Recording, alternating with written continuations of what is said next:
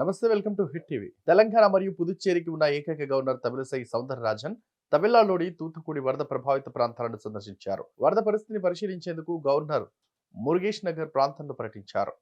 గత కొద్ది రోజులుగా తూత్తుకుడి, తిరునల్వేలి, తెన్కాసి, కన్యాకుమారిలో భారీ వర్షం బీభత్సం సృష్టించింది. అత్యధికంగా ప్రభావితమైన జిల్లా తూత్తుకుడి. ఇక్కడ కొన్ని ప్రాంతాల్లో వరద నీరు ఇంకా తగ్గుముఖం పట్టలేదు. గవర్నర్ తమిళసై సౌందరరాజన్ మీడియాతో మాట్లాడుతూ రాష్ట్ర ప్రభుత్వం సరైన ముందు జాగ్రత్త చర్యలు తీసుకొని ఉండాల్సింది. ప్రజలు ఈ పరిస్థితిని చాలా దారుణంగా ఎదుర్కొన్నారు. వరద పరిస్థితిని ఎదుర్కోవడంలో రాష్ట్ర ప్రభుత్వం విఫలమైంది. వరద బీభత్సంతో ప్రజలు అల్లాడుతున్న వేళ ప్రజలతో సీఎం కార్యక్రమం నిర్వహిస్తున్నారని ప్రభుత్వంపై మండిపడ్డారు.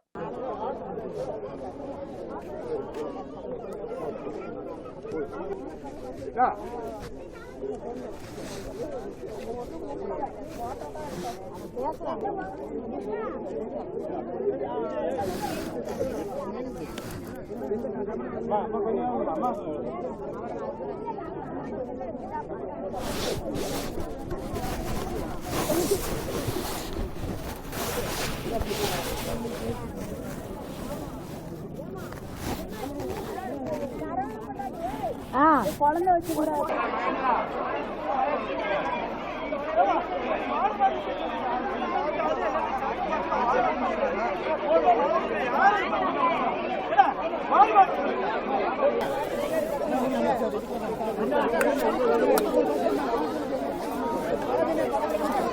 கொஞ்சம் திரும்பி இல்லைங்க, கொஞ்சம் வெளியே இல்லைங்க, பாசம் பண்ணுங்க.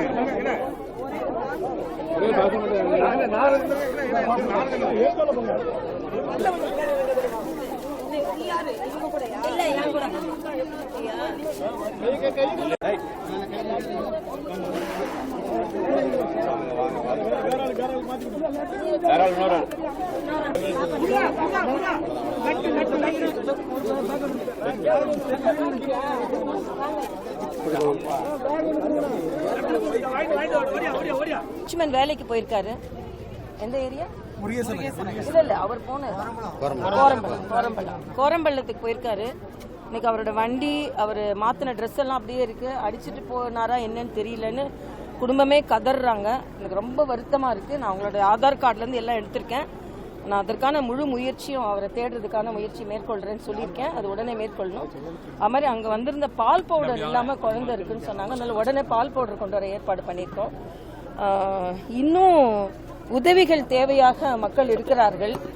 நம்ம சும்மா நிவாரண பொருள் கொடுத்துட்டு போறதுல அவங்களுக்கு அது வந்து பயன் தரலாம். ஆனா யார் யாருக்கு என்ன வேணும்? இப்போ குழந்தைங்க இருக்கிற வீட்டுல பால் பவுடர் தேவையா இருக்கு. இப்ப இன்னொரு குழந்தையும் பால் பவுடர் இல்லாம ஏதோ ரயில்வே டிராக்டர் நாங்க கிடக்கிறோம்ன்றாங்க.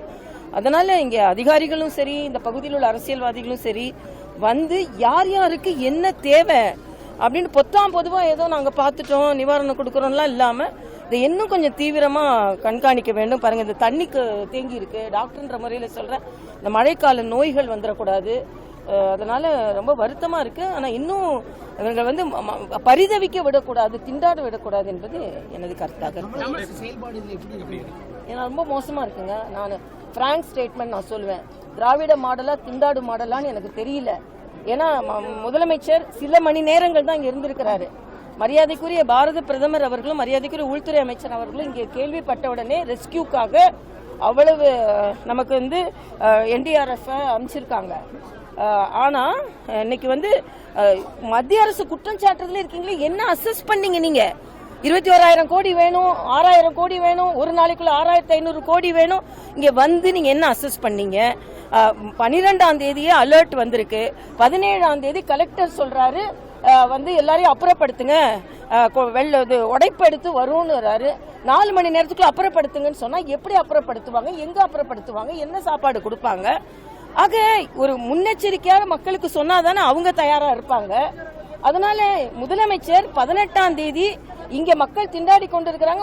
மக்களோட முதல்வர்னு வெள்ளத்தோட மக்கள் இருக்கும்போது அந்த மக்களை பார்க்காம மக்களோட முதல்வர்னு ஒரு அரசாங்க விழாவை விளம்பரத்துக்கு நடத்தி கொண்டிருக்கிறார். இதெல்லாம் நம்ம மன்னிக்கவே முடியாத ஒரு குற்றம். மாற்றாந்தாய் மனப்பான்மையோடு தான் தென்பகுதி மக்கள் இந்த தமிழக அரசினால் நடத்தப்பட்டு கொண்டிருக்கிறார்கள் என்று நேரடியாகவே நான் குற்றம் சாட்டுகிறேன். எவ்வளவு மணி நேரம் நீ கேட்கிறேன், உங்ககிட்டே நான் கேட்கிறேன், எவ்வளவு மணி நேரம் முதலமைச்சர் இந்த பகுதியில் இருந்தார்? இவ்வளோ கஷ்டம் வந்திருக்கு இல்லையா மக்களுக்கு? சும்மா வந்துட்டு எல்லாரையும் மாதிரி நானும் ஒரு இடத்துல வந்து நிவாரண பொருள் கொடுக்கறது முதலமைச்சரோட வேலை இல்ல. எவ்வளவு மணி நேரம், எந்த ஏரியா மேப் போட்டு அந்தந்த ஏரியாவுக்கு போயிருக்க வேணாமா? அதனால முற்றிலுமாக தோல்வி அடைந்திருக்கிறார்கள். இதை நான் குற்றம் சாட்டுறேன், என்ன சொன்னாலும் நான் அதை ஏத்துக்கிறேன், நாம குற்றம் தான் சாட்டுறேன். ஆனா மரியாதைக்குரிய பாரத பிரதமர் அவர்கள் முதலமைச்சரை அன்னைக்கு அவருக்கு ஷெட்யூல் இல்லைன்னா கூட சந்திச்சு என்னென்ன உதவிகள் வேணுமோன்னு சொல்லி நாளைக்கு மரியாதைக்குரிய நிதியமைச்சர் வராங்க. ஆனா மத்திய அரசை குற்றம் சாட்டுறதுல இருக்கீங்களா, மாநில அரசு என்ன நடவடிக்கை எடுத்தீங்க? டிசாஸ்டர் மேனேஜ்மெண்ட்டுக்கு முதலமைச்சர் இங்கே கூட்டம் போட்டாரா? இந்த பகுதி அதிகாரிகளை வைத்து கூட்டம் போட்டாரா? இங்கே உள்ள எம்பி முதலமைச்சர் கட்டாயம் வரணும் என்று கட்டாயப்படுத்தி அவர் இங்கே வர வைத்தார்களா? உடனே கேக்குறாங்க இந்த விவாதத்துல முதலமைச்சர் வந்துதான் செய்யணுமா அப்படின்னு. ஆமா, இதே மாதிரி நேரங்களில் முதலமைச்சர் இங்கே வர வேண்டும். நீங்க பாத்தீங்கன்னா ஒரிசால இந்த ஃபானி புயல் வரும்பொழுது ஒரு 10 லட்சம் பேரை அப்புறப்படுத்தி 0 கேஷுவாலிட்டி. இன்னைக்கு அந்த அம்மாவோட அழுகையை என்னால பார்க்க முடியல. அவங்க வேலைக்கு போனவங்க அடித்து செல்லப்பட்டிருக்கிறார்கள். எந்த கண்மாயும் தூர்வாரப்படல. 10,000 10 கோடி 20 கோடி செலவழித்ததெல்லாம் என்ன ஆச்சு? தென்பகுதி மழையே இல்லாம இருந்த பகுதி இன்னைக்கு மழை வந்தது. அந்த தண்ணீரை பாதுகாப்பதற்கு என்ன நடவடிக்கை எடுத்தோம்? என்ன தொலைநோக்கு திட்டம் இருந்தது? இன்னைக்கு இந்த போன பாராளுமன்ற தேர்தல் முடிந்து 5வது பாராளுமன்ற தேர்தல் வரப்போகுது. இங்க எவ்வளவு பாராளுமன்ற உறுப்பினர்கள் என்ன தொலைநோக்கு திட்டத்தை இந்த தொகுதியில் செயல்படுத்தி இருக்கிறார்கள் கேளுங்க. இதையெல்லாம் கேட்காம மக்கள் பரிதவித்துக் கொண்டிருக்கிறார்கள். எங்களால ஆறுதல் தான் சொல்ல முடியுது. நான் இங்கே மனுக்கள் வாங்கி இருக்கிறார்கள். இவ்வளவு மனுக்கள் இருக்குது. இந்த மனுக்கள் எல்லாம் ஒரு தெருவில் இவ்வளவு மனுக்கள். ఈ వీడియో కనుక నచ్చినట్లయితే please like and share and subscribe.